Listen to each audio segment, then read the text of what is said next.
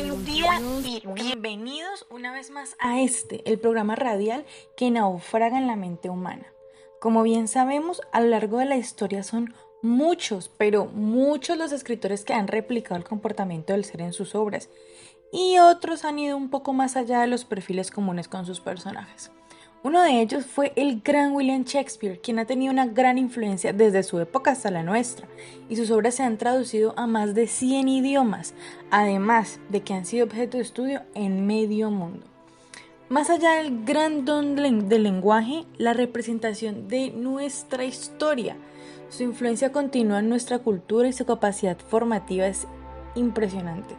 La inmensa fuerza de Shakespeare es fuente de inspiración por sí sola, porque de la historia de amor más célebre a la mayor de las tragedias, de la fantasía más poderosa a la comedia más ingeniosa y de los discursos más memorables a sus numerosos personajes legendarios. William Shakespeare fue un hombre dotado de una imaginación inmensa, una creatividad sin fronteras y un instinto de humanidad que abarcan toda la experiencia humana como nadie lo ha hecho nunca antes, o por lo menos desde entonces. Pues bien, el día de hoy contamos con unos invitados muy especiales con los que ahondaremos en los perfiles de los personajes de dos de sus más afamadas obras, Hamlet y Otelo. Celos, venganza y traición son algunos de los temas entre los cuales nos debatiremos en esta emisión. ¿Qué llevan los personajes a actuar como actúan? ¿Qué podemos decir desde la psicología, la filosofía y un enfoque académico un poco más empírico? Demos entonces la bienvenida al psicólogo Andrés Delgado y al filósofo Santiago López a esta emisión que llamaremos El retrato humano en Hamlet y Otelo. Muchas gracias, Alicia, por esa bella introducción a este gran autor que es William Shakespeare. Y sin duda alguna concuerdo absolutamente cuando haces mención de ese instinto de humanidad, sinceramente sí, ya que pues este autor se ha caracterizado por esa viveza humana de sus personajes, por esa humanidad casi palpable de sus protagonistas, creo yo. Y si uno es un buen lector de William Shakespeare, uno aprecia sentir y vivir esas emociones en la experiencia de la lectura. Y pues creo que esa es la tarea a la que hemos venido, a dialogar sobre esa humanidad en los protagonistas de Shakespeare. Considerando esto, Alicia y Andrés, creo que es fundamental introducir un poco a Hamlet, que es una de las obras a abordar en este día. Entonces, Hamlet es un chico, es el príncipe de Dinamarca, y pues recientemente había muerto su padre, es decir, el rey, al cual le tenía un gran cariño. Y en estas, durante una noche en el castillo, se le aparece a Hamlet el fantasma de su padre, y el fantasma le va a manifestar de que realmente ha sido envenenado por su hermano y no ha muerto como todo el mundo lo supone. Entonces el fantasma le solicita a Hamlet que por favor se vengue y pues que asesine a Claudio, el cual es su tío y el rey de Dinamarca, ¿no? Entonces es así como vemos nacer un desespero por parte de Hamlet por tratar de vengar a su padre. Es como una sed de venganza por hacer honor a la muerte de su ser más querido. Pues al final esta es una de las temáticas abordadas en la obra de la venganza. Santiago, Alicia, un gusto encontrarme el día de hoy en esta fructífera charla con la que a lo largo y transcurso de esta emisión iremos construyendo conocimiento juntos. Me parece apropiado que el día de hoy se relacione una académica literaria, un filósofo y un psicólogo para que hablemos de las experiencias vicarias y de la literacidad que tenemos sobre las dos obras de Shakespeare, en especial de los dos personajes que marcan estas obras respectivamente, que son Hamlet y Otelo. Me parece apropiado que demos un breve recorrido sobre Otelo, ya que Santiago lo hizo sobre Hamlet. Este es un general moro al servicio de Venecia, quien consigue el amor de una noble veneciana llamada Desdémona. Es noble por el estatus que tiene su padre, que es el gobernador. Este se llama Brabantio.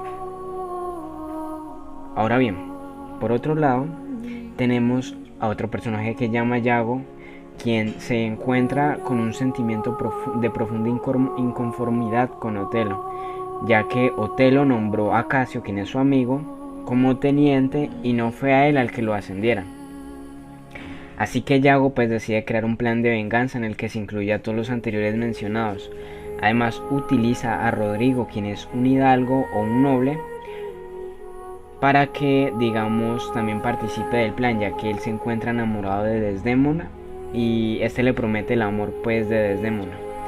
Finalmente pues Yago con todos ellos puede lograr llevar a cabo su plan.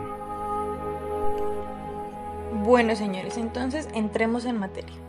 A menudo, los seres humanos nos trazamos metas a corto, mediano o largo plazo de acuerdo a los objetivos que tenemos en la vida, ¿verdad?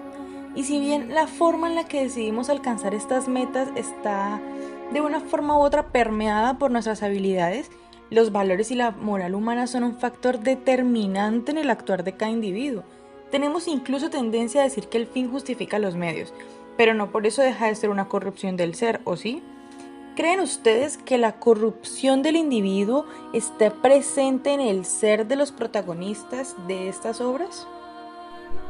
Bueno, eso es una pregunta que nos puede llevar a múltiples interpretaciones, pero que en este caso, pues desde el enfoque de la psicología respondo que sí, efectivamente existe una corrupción en la humanidad, tanto de Otelo como de Hamlet.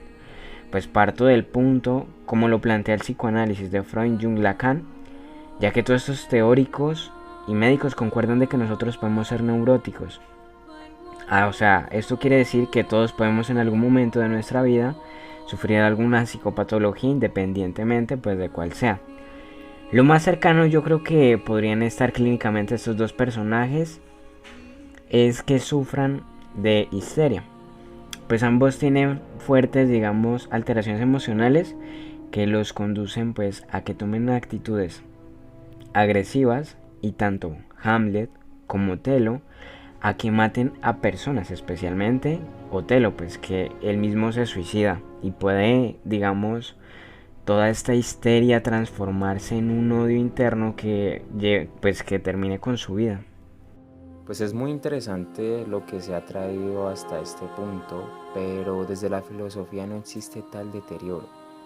Hay un sinfín de perspectivas en las cuales pueden decir de que sí existe, pero pues desde la mirada pesimista a la cual me he acostumbrado a mirar la filosofía o estudiar las obras literarias, creo que no existe ese deterioro, ya que pues se puede considerar que el hombre como tal es un deterioro en sí mismo. Bueno, Santiago, pero ¿por qué no crees que existe este deterioro? Si quieres, puedes profundizar más un poco y explicarnos más este tópico desde la filosofía. Pues desde la filosofía no realmente, no existe tal deterioro humano en los protagonistas, ya que se puede considerar que esto ya hace parte de ellos, de la esencia misma del sujeto, tanto pues de los protagonistas como de uno como sujeto, como ser humano. Y pues para explicar esto, Alicia y Andrés, hay que remontarnos al principio de Heidegger, que en mi opinión es uno de los últimos buenos filósofos del pasado siglo.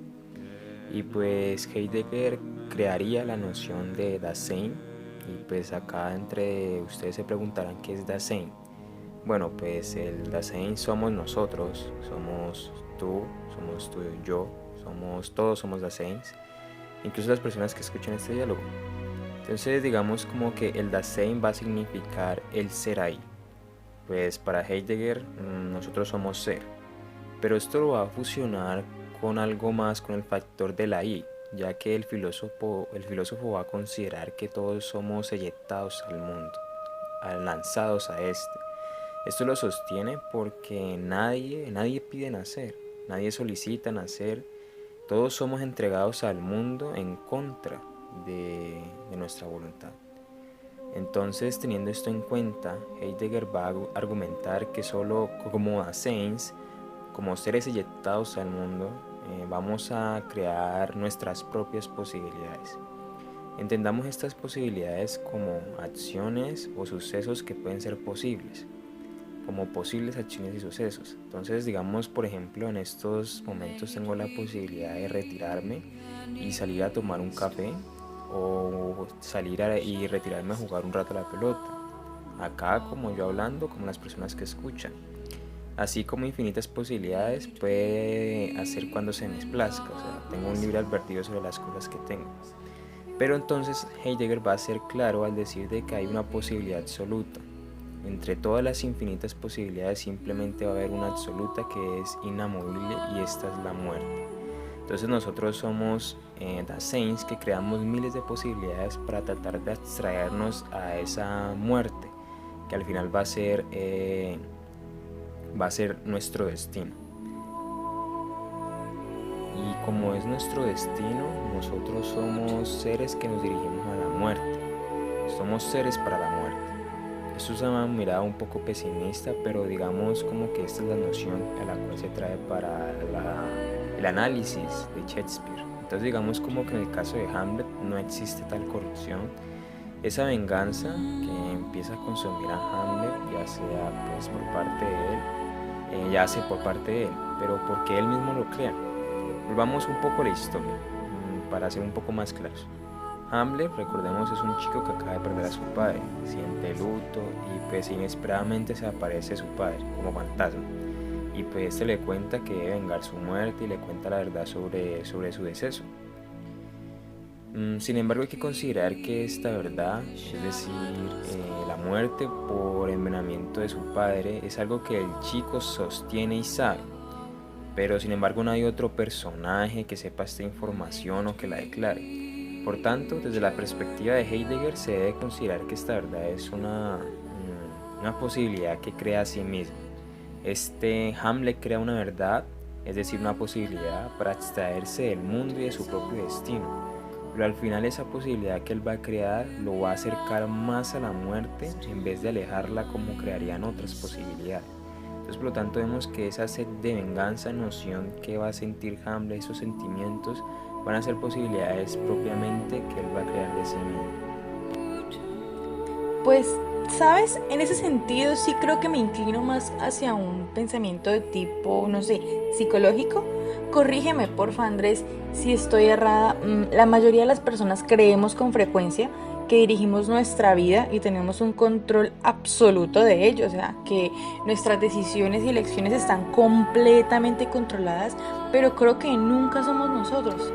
Siempre es el inconsciente quien actúa, sujeto que llevamos dentro y que muy seguramente no conocemos, y asimismo pienso que las enfermedades de tipo psicológico psiquiátrico lo son producto de entre comillas otro sujeto, dependen de él o al menos están relacionadas a él y no podemos huirle. Es por eso que, no sé, considero importante estudiarnos y que en lo posible siempre tengamos como una constante charla con nosotros mismos, además de ir un poco más allá de la razón y navegar lo que, digámosle, en nuestros propios ríos para conocerlos, porque si no terminaremos, no sé, naufragando, y creo que es un poco de lo que sucede con estos personajes, pues, que estamos tratando el día de hoy. Bueno, en el caso de Santiago debo referirme a que tiene toda la razón al momento de aclararnos el concepto Dasein, que prácticamente parte desde el punto de antes de nuestra existencia, ya que es, digamos, desde aquí donde abordamos que somos traídos a este mundo sin nuestro consentimiento. Este es un concepto pues totalmente acertado. Sin embargo, en el aspecto pues de la psique y desde un enfoque médico, podemos avalar que se trata la corrupción como un trastorno pues patológico, puesto que se trata de un comportamiento el cual es anormal, el cual se sale de nuestra naturaleza social que cada individuo debe tener para poder convivir con los demás. Y bueno, claro que Alicia tiene razón en algunas cosas.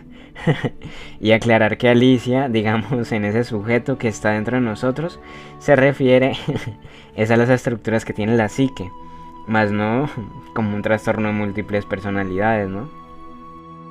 Muy bien.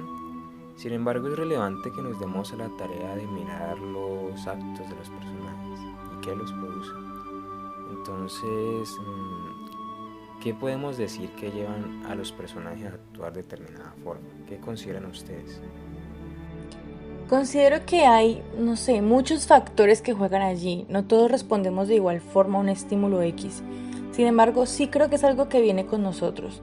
En el caso de los personajes, creo que es algo relacionado al hecho de que de una forma u otra los seres humanos tenemos una especie de tendencia posiblemente biológica a esta corrupción, como que estamos dados al deterioro del ser. Es algo así como la combinación entre un entorno propicio, una oportunidad, un tipo de personalidad y por supuesto todas aquellas situaciones que han formado y permeado al individuo, no sé, desde sus inicios. Por mi parte puedo plantear que desde la psicología social y el psicoanálisis se denota un tópico denominado y que es para, digamos, predecir la conducta a través de los constructos que integran, digamos, una teoría que se llama la teoría de acción planteada. Y es por medio, digamos, de esta herramienta que es expuesta por Amparo Carpi Ballester y Alicia Abreu Asensio. Ambas son psicólogas con estudios en neurología de la Universidad de Sevilla en España, con la que se habla de la conducta del individuo, la cual, digamos, es la suma de su actitud más la norma subjetiva. Esta la podemos entender, digamos, como la ética del individuo, también más la intención, que lo podemos entender, digamos, como la acción o acciones y sentimientos que realiza cada individuo con un propósito, digamos, determinado para poder obtener un objetivo, en la mayoría de los casos, pues emocional. Y es todos estos tópicos los que determinan la conducta. En el caso de Otelo, y para determinar su conducta, digamos, se va construyendo a medida de lo que avanza el diálogo y vamos avanzando entre los diversos actos. Pues entonces de esta manera nosotros podemos observar, tanto como lectores y yo como psicólogo, que el personaje mediante sus actos, digamos, su parte discontinua, se va construyendo su ser y su forma de actuar. Y también pues se va transformando, ¿no? No vemos que es el mismo Otelo el que es al principio pues de la obra cuando ya termina, o a medida pues que va avanzando.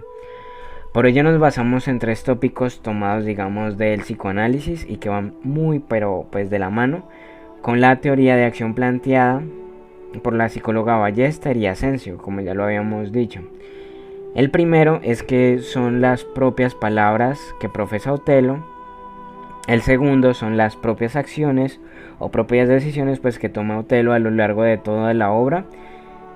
Y el último, digamos, es el objetivo por las cuales son tomadas esas acciones o decisiones.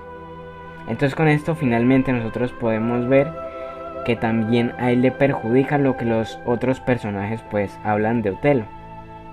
Y que directamente esto le afecta a él, por lo menos lo que dice Yago a Otelo. Y que el actante, digamos, se ve pues permeado de todo lo que se habla finalmente sobre él.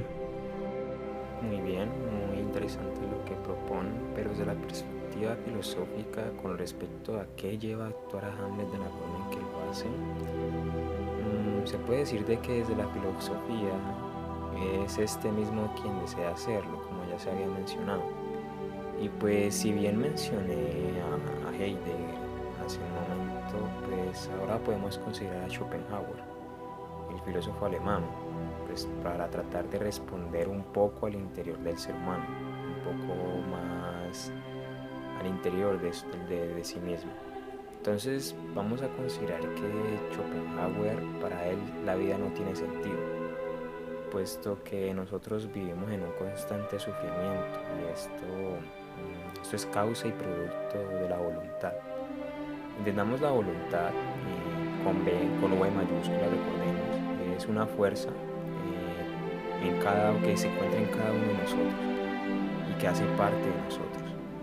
La voluntad es una fuerza que ejerce a sí misma, por lo cual la voluntad como parte de nosotros crea representaciones. Estas representaciones son los referentes por los cuales la voluntad nos conduce a concebir. De manera concisa, creo que podríamos decir que las representaciones son puestas por la voluntad y nosotros, como sujetos e individuos, en busca de adquirir o lograr esas representaciones, sufrimos por alcanzarlo. O sea, nos duele alcanzar aquello. Pero cuando llegamos a esto, cuando lo conseguimos, nos hastiamos rápidamente de lo que acabamos de conseguir y pues así mismo se crea otra representación en la cual nuevamente vamos a sufrir por alcanzar. Entonces, pues para Schopenhauer la vida no tiene sentido porque estamos en este constante sufrimiento y entonces Para ejemplificar un poco con la novela de Shakespeare, se puede interpretar que la venganza es una representación de la voluntad de Hamlet.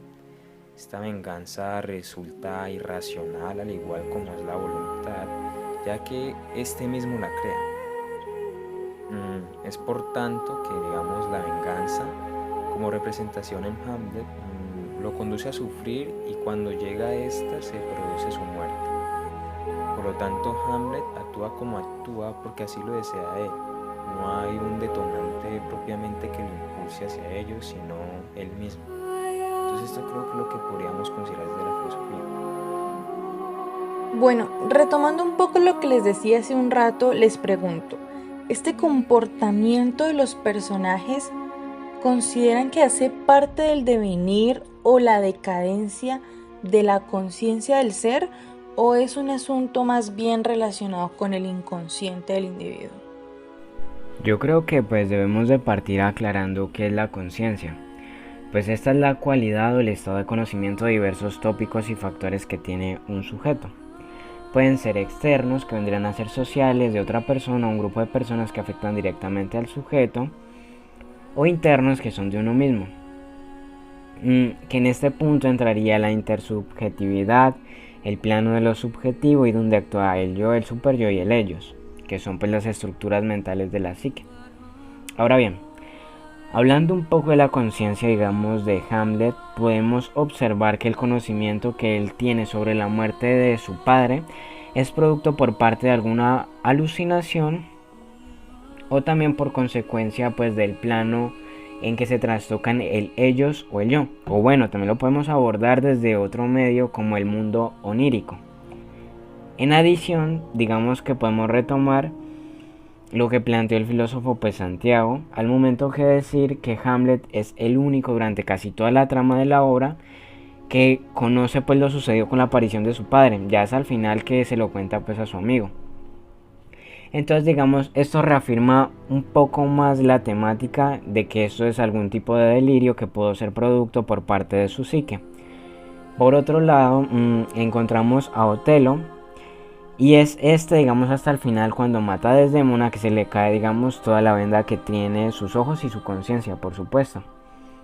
Entonces es, digamos, de esta manera como digamos, él se da cuenta de que verdaderamente ella nunca le fue infiel y que él fue engañado pues por la persuasión que producen otros sujetos, que en este caso pues vendría a ser Yago, quien por medio de la oralidad convence de que su esposa pues le es infiel y que solamente digamos con la muestra pues del pañuelo, esa es la única evidencia palpable que tiene que mostrarle a Otelo para que se deje llevar digamos por sus pulsiones emocionales, hasta pues llegar a entrar en cólera y matar a su amada y cometer pues suicidio lastimosamente. Finalmente podemos ver que la conciencia es el estado de conocimiento que tiene el sujeto de, pues primero el lugar de su propia existencia, de sus estados, emociones. En algunos casos digamos estas emociones no son tan claras, pero que yo creo que por medio de una catarsis o por medio de lo que ellos hablan se puede llegar a diferenciar cada emoción que tiene pues el sujeto de sus actos y también pues de sus actos. En este caso tanto Otelo como Hamlet sufren digamos profundos conflictos internos entre las diferentes capas pues de la psique y la tensión que tiene digamos el consciente y el inconsciente por medio de la disconcordancia que presentan estos dos sujetos. Además, pues yo creo que para ejemplificar debemos de tener en cuenta entre los muchos temas que abarca el teatro se encuentra pues buscar la posibilidad de conocer a otros e incluso por medio de un diálogo de uno mismo ir paulatinamente, sí yo creo, conociéndose a uno mismo por medio pues de las herramientas que plantea o aborda el teatro. Pues bien, desde lo que planteas, lo cual es muy pertinente y llamativo desde el punto en que reflexionamos, se puede decir que Hamlet tiene nublada la conciencia. Pues como afirmé anteriormente, este es el único que sabe la verdad, el único que la conoce. Pero más allá de eso, a Hamlet se le nubla la conciencia al punto pues, de no reconocer lo moral o lo inmoral.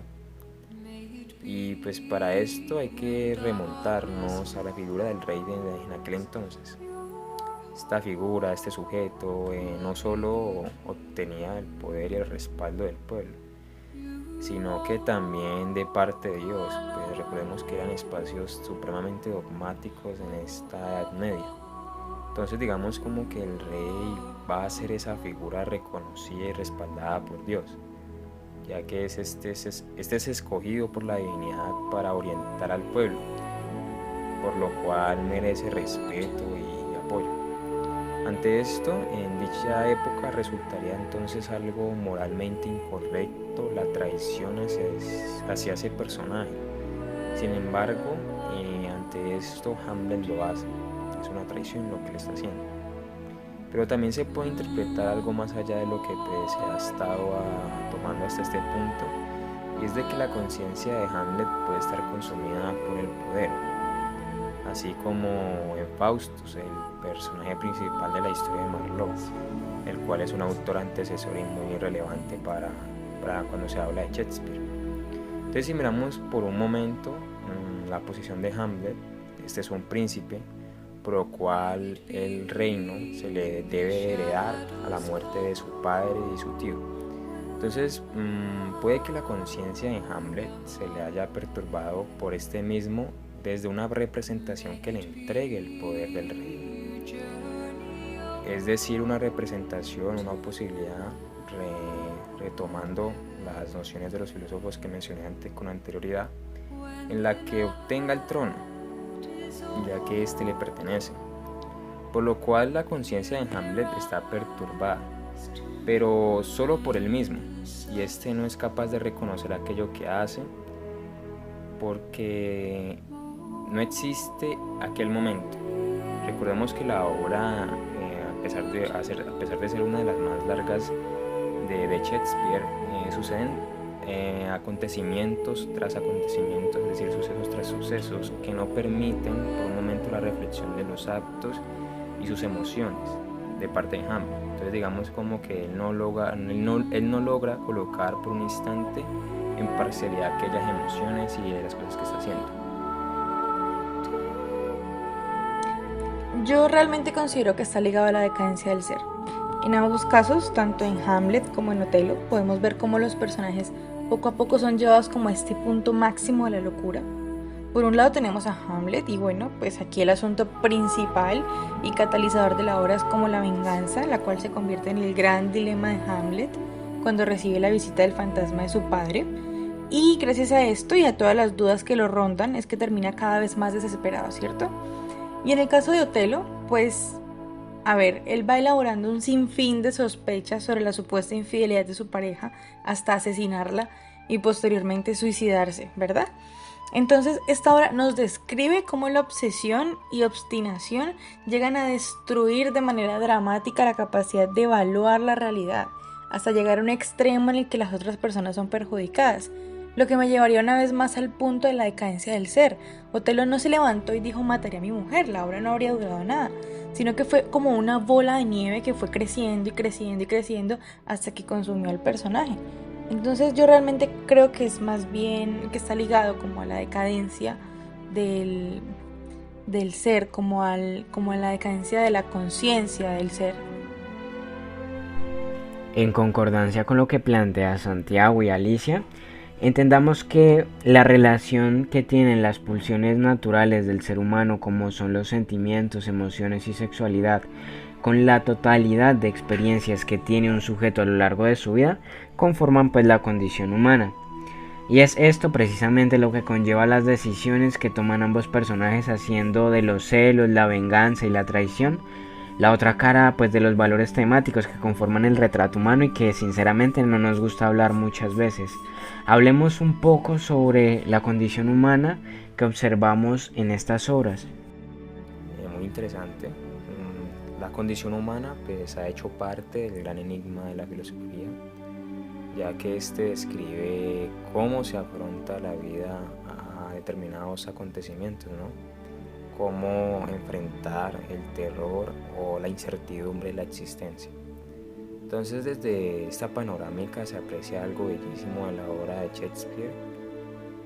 Durante toda la obra, la temática, la que más predomina, sin duda alguna, es la duda. Esto es claro en las palabras que Hamlet menciona al decir ser o no ser. La duda hace parte de nosotros. No sabemos si saltar al abismo en busca de algo mejor o abstraernos de esto en conformismo de lo que somos, ¿no? Entonces, por lo tanto, la duda va a ser parte de nosotros, y pues al ser parte de nosotros, el hombre se debate si será aquello o no serlo. Asimismo son los celos o la traición. Entonces digamos como que se puede reflexionar si escoger o no la traición, ser celos o no. Pero un análisis más allá es que se debe mirar la obra del inglés como representación estética del arte, como objeto estético. Recordemos que el arte mayormente se ha dedicado a plasmar lo bello de la vida, lo íntegro y hermoso, y nos ha mostrado lo bueno del existir. Pero yo creo que es pertinente que nos preguntemos por qué Shakespeare nos narra una tragedia, por qué el arte a veces trata de lo malo y no de lo bueno. Es claro que el mundo y nuestra existencia como tal es totalmente algo positivo, pero también algo negativo. Entonces, creo que Shakespeare habla de lo malo, de los celos, de la venganza o de la traición, todo con una única finalidad, y creo que es despertar la conciencia. Shakespeare no solo es un buen escritor, sino que también es un buen lector de esa humanidad, del hombre como tal. Por tanto, creo que construye estos elementos emocionales de los que hemos venido hablando para tratar de manifestar que el hombre también cuenta con vicios, que entienda que también se pierde a sí mismo, que también se deprava, y ya sea por sí mismo o también por otros. Entonces creo que eso es lo que nos trae a interpretación un poco la novela de Hamlet y en general las novelas de Shakespeare. Bueno, pues a ver, la condición humana, y en ese sentido sí estoy muy de acuerdo con Santiago, es de estos como grandes enigmas que cargamos a través de la historia. Me imagino que conocen o por lo menos han escuchado un poco hablar de Hannah Arendt. Ella fue una pensadora política importantísima del siglo XX y escribió una obra que se llama La condición humana. El caso es que para Arendt la condición humana consiste en que el hombre sea un ser condicionado, para el que todo lo dado o hecho por él se convierte como en una condición de su propia existencia, lo que implica que el hombre, el ser humano, no es un ser constituido de una vez y para siempre, o sea, él permanentemente está cambiando su propia condición. Esto gracias a las condiciones que él encuentra y en las cuales se da como humano. Entonces, claro, nos lleva de una al debate del ser o no ser que nos plantea Shakespeare, y es que Hamlet atraviesa este conflicto interno. Él está cambiando su propia condición debido a la fatalidad de los hechos que lo rodean y obviamente todas como estas dudas que le roban el sueño. Bueno, eso ya lo habíamos venido profundizando a lo largo de todo lo que hemos abordado y planteado. Entonces, para retomar, podemos decir que la condición humana es el cúmulo de todas nuestras experiencias, emociones y sentimientos que vamos recogiendo a lo largo de toda nuestra existencia. Y es, lo que hace que nuestra psique, de algún u otro modo, vaya configurándose paulatinamente a medida, que vamos recogiendo estas experiencias. Entre todas estas vivencias y las experiencias más importantes, podemos destacar a nuestros prejuicios, ideologías y valores.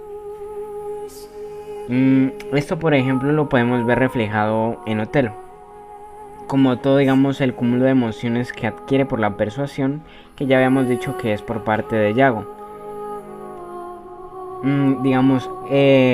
Con esto hace que primero se cambie el interior de Otelo, su interior, su ser, su conciencia, se podría decir.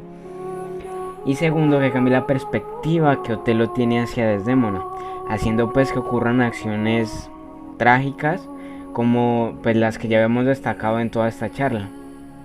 Entonces, digamos, es así como podemos observar que la condición humana trabaja también pues en nuestra psique y transforma ideales, creencias y por supuesto que transforma a nuestro ser y a nuestra humanidad. Muy interesante la noción que sostienen, sin embargo creo que dejamos algo atrás, algo totalmente fundamental en la obra de Shakespeare, que sin eso la obra no sería como tal una tragedia. Entonces digamos como que en ese planteamiento, ¿qué podemos decir de la muerte?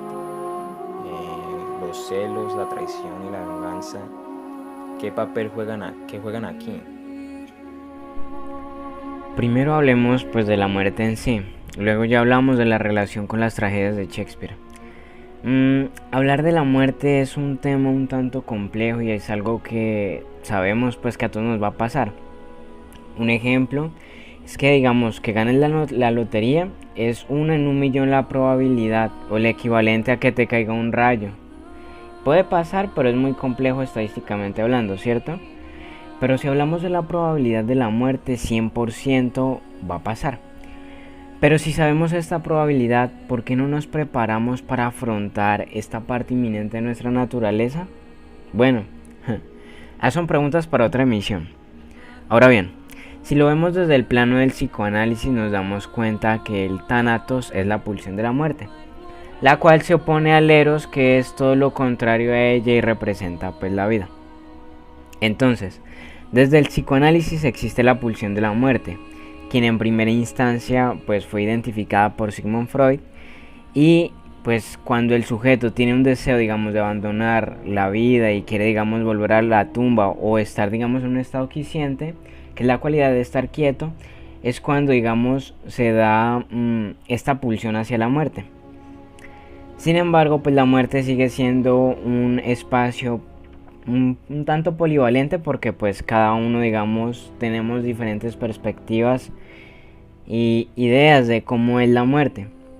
Entonces no sabemos cuando nos morimos si vamos a llegar al mundo onírico, porque este es producto de nuestra psique, la cual forma parte pues de nuestro cerebro, y cuando llegamos a este estado quiescente, todos nuestros órganos, sueños, metas e ilusiones pues mueren con nosotros. Entonces yo creo que no se puede decir que es pues parte de nuestra psique o del cerebro más en sí, me hago entender porque pues los órganos mueren. Entonces también digamos puedo decirte que al ser una realidad que para el hombre es un tanto imposible digamos de definir certeramente, pues cada quien como yo lo había dicho tiene su propia interpretación, la muerte no tiene una inscripción psicológica o psíquica. Pues ni en el DSM-5, que es el manual pues diagnóstico y estadístico de los trastornos mentales, o en alguna teoría psicológica se encuentra pues alguna definición certera sobre y científica pues sobre la muerte. Aunque pues cabe destacar que es abordada por una rama de la psicología que se llama tanatología y ayuda pues a superar decesos a las personas. Entonces digamos es así como nosotros podemos hablar que tenemos o nos encontramos en un punto de una realidad frente a una noción que es la muerte propia y ajena, y es partiendo de aquí que cada uno de nosotros tiene diferentes formas pues de ver la muerte, y por medio de las experiencias vicarias, como lo denomina la psicología conductual, uno podría decir que vive la muerte de un familiar, de un ser querido, de un amigo, de una persona con la que a lo largo de la vida ya hemos sostenido y creado un lazo fuerte pues emocional. Es en este punto pues que partimos a hablar de Hamlet, quien como sabemos pues vive la muerte de su padre, y posiblemente digamos por ese desespero que tiene es el que lo conduce a que se le produzca la alucinación pues del rey o de su padre, quien le dice que fue su tío el que lo envenenó. Es por ello digamos que a lo largo de toda la trama y con muchos obstáculos se convence emocionalmente digamos de que él debe de vengar sí o sí la muerte de su padre matando a su tío, que actualmente es el rey. Al final tanto el rey Claudio, quien es su tío, como Hamlet terminan muertos pues por la espada untada de veneno. Por otro lado observamos que en Otelo la muerte también le llega a este, pero lo que anterior denominamos y es la pulsión de la muerte, pues Otelo termina suicidándose luego de darse cuenta que Desdémona nunca le fue infiel, sino que pues le pasa por las confusiones emocionales con las que Otelo se deja llevar y pues mata a su bella y amada esposa. Son las confusiones emocionales o los trastoques que hay entre el ellos con el yo los que finalmente mueven en este caso tanto como a Hamlet y a Otelo, pues en ambos contextos por su naturalidad pues que corresponde a sus sentimientos de celos. En el caso de Hamlet por lo menos digamos que pasa por el destrone de la corona, y bien sabemos, como ya lo habló pues Santiago, lo que esta corona o el título de rey pues representaba para esa época. Y por otro lado, los celos también en Otelo, porque Desdémona supuestamente lo engañaba. La venganza la podemos ver en Hamlet por la muerte de su padre, en Otelo por instinto digamos natural pues de sus celos y por su estatus, que son los que finalmente digamos nos muestran esa cara de la realidad humana que vivimos.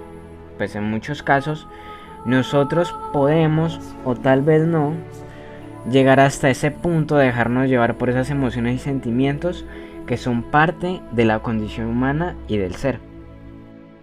Muy acertado lo que se ha propuesto, y pues desde la filosofía, desde la noción de Heidegger, la muerte pues como ya se mencionó es algo absoluto, no se puede evitar y por tal motivo están las posibilidades, de tal manera que los celos y la venganza son algo que conduce a Hamlet a la muerte.